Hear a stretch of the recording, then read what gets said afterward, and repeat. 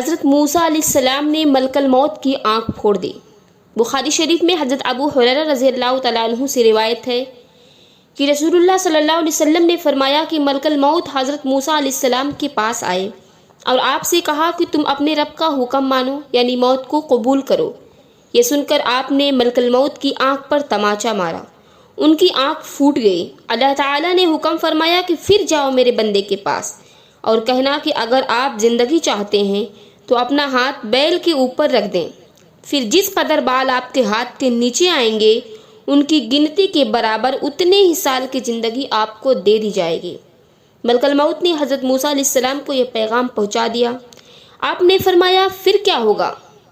موسیٰ علیہ السلام ملک الموت سے پوچھتے ہیں کہ اتنے سال زندہ رہنے کے بعد پھر کیا ہوگا؟ ملک الموت نے کہا کہ آخر پھر بھی موت ہی آئے گی۔ موسیٰ علیہ السلام نے فرمایا اگر یہی حال ہے تو میری روح ابھی نکال لو اور میرے رب سے مجھ کو قریب کر دو، اس پاک زمین بیت المقدس سے اتنی جلدی قریب کرو کہ جیسے پتھر پھینکنے سے وہ جھٹ اپنی جگہ جا گرتا ہے۔ نبی کریم صلی اللہ علیہ وسلم نے فرمایا اس وقت اگر میں مکان کے پاس ہوتا تو تم کو بتلا دیتا کہ حضرت موسیٰ علیہ السلام کی قبر راستے میں ایک کنارے پر ہے، سرخ ٹیلے کے قریب۔ ایک ٹیلہ بیت المقدس سے ایک منزل پر ہے۔ بعض لوگ کہا کرتے ہیں کہ اتنے زبردست فرشتے کی آنکھ پر تماچا مارنا اور آنکھ پھوڑنا آدمی سے نہیں ہو سکتا، اور ملک الموت تو خدا کے حکم سے آئے تھے، پھر موسیٰ علیہ السلام نے کیوں مارا؟ ان کا کہنا کیوں نہ مانا؟ اس سے معلوم ہوا کہ موسیٰ علیہ السلام کو دنیا کی زندگی بہت پیاری تھی۔